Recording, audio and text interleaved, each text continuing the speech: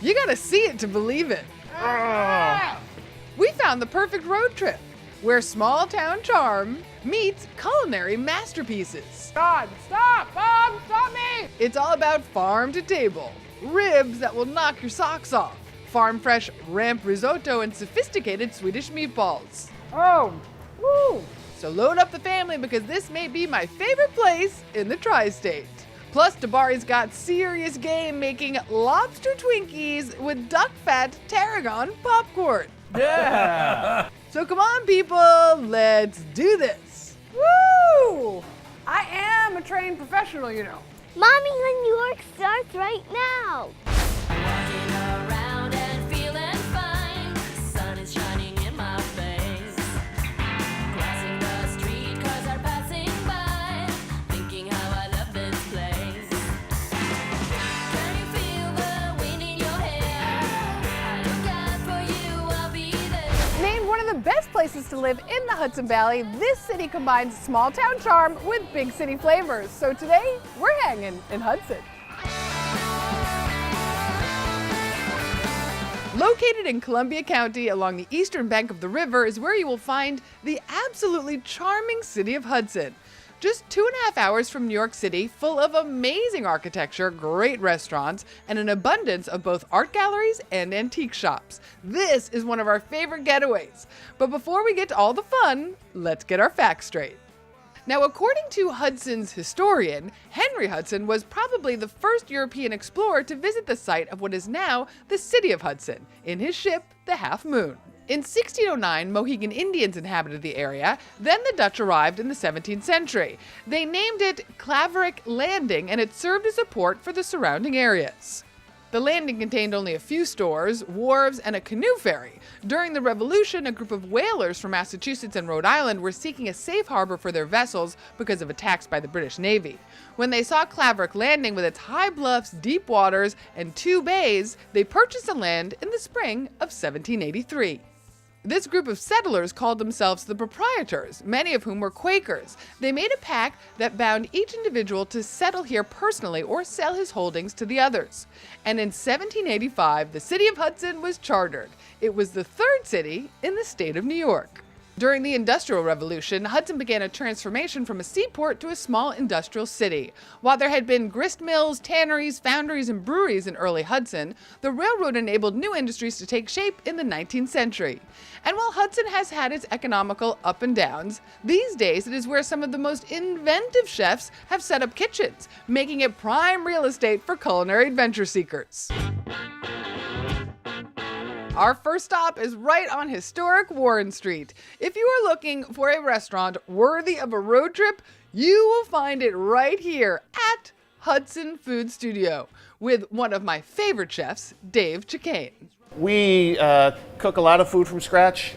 We do an Asian influence, but using local ingredients. So whereas traditionally Asian food would use a lot of bok choy and yu choy, if kale's in season, we're going to use kale, because we're supporting the local farms. Chef started me off with one of the best things I have ever eaten, his Berkshire pork baby back ribs. And I don't even really like ribs.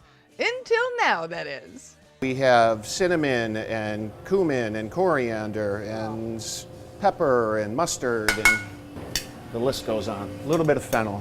Sesame seeds toasted, and then just a little bit more scallions. Take a look at that, people. 3, 2, 1. That is crazy delicious. What's the tang? The tang is probably the miso, which brightens up the barbecue sauce a little bit. Oh my God, I want my ribs. I only want to eat ribs here from now on. Look at it. Oh my God, this alone, worthy of the road trip, people. This rib. Oh, but my man Dave was not done. Next, he plated me up Japanese fried chicken steamed bun, pickled onions, goat cheese, buttermilk ranch dressing. I'm ready to eat. Are you rolling? In 3, 2, 1.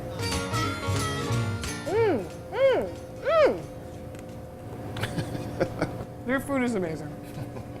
Bring on the next. Bring on the soups. Okay, we'll get the soups going. Oh my God! Stop, Bob! Stop me! So this is our version of chicken pho, fresh rice noodles. We add on top is poached chicken from Northwind Farm, a farm about 20 minutes away. Some freshly cut red onions and some scallions. On the side of this soup, we keep really fresh bean sprouts, some Thai basil, and some sawtooth herb, which is a type of cilantro, but it's very unique to Vietnamese cooking. A little lime that you can toss in there, and you're all set. So we just pour that broth right over, And that cooks the noodles, right? and that cooks the noodles. Tight of the ripping basil. And it's so fragrant. It's so fragrant and delicious. You want it. You can have it. Because it's my show. Can I do it? Now, I was told by Ivan Ramen that when you eat noodle soup, you can't bite. You need to just keep slurping, right? Slurp them in.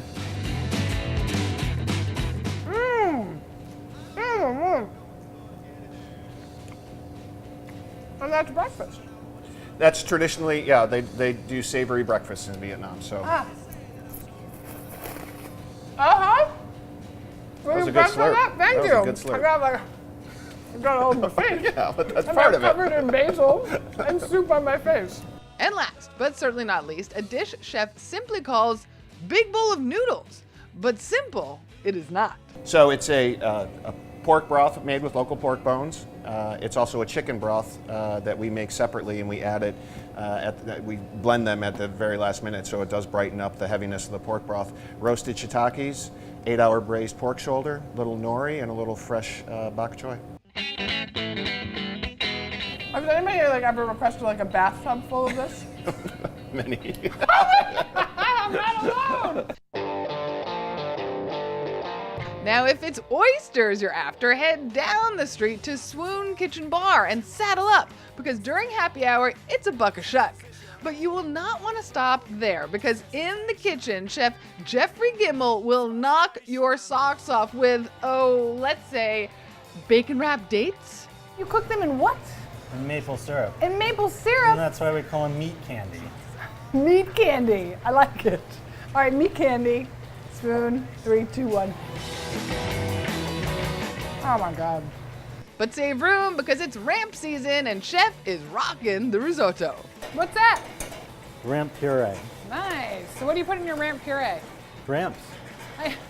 That's it? Just ramps? Just ramps. A little bit of salt and pepper. Oh, that looks good. Super fresh. Grilled ramps on top and a little bit of lemon zest. Whoa, it smells so good. You want a fork and stuff? Yeah, I want a fork. Do I want a fork? Sometimes no. Well, I would scoop it up with my hands, but I don't think this is that kind of place. Ramp risotto. Swoon. 3, 2. Oh, you know you want this. Oh, woo. We're gonna do a little pasta with bolognese. The beef comes from one of the local farms we deal with every day down the street. Let's go. Here we go. This is the food of my people, Chef. Good people. My people. Good people of the Hudson Valley. Of the Hudson Valley and of the motherland. Oh, guys. I can't even take it. So tell me about the farm where the animal came from. It's Kinderhook Farm. It's about 15 minutes outside of town here. And they raise all Black Angus beef, as well as chickens and pigs, all pasture raised. Nice. No grain, no barns, just out in the fields, Doing their thing. living like a cow should. Living their life. Look at it, people. Come on. Get in here. So super delicious. It's a no-brainer, people. Look at it. Come on, look at it. Look at it. Come on. Coming up, we're chowing down on Texas-style brisket and kicking back craft cocktails. We're drinking brew at a bookstore with crazy history and bringing the little ones to check out vintage fire trucks. Plus, Dabari is making lobster Twinkies with duck fat tarragon popcorn.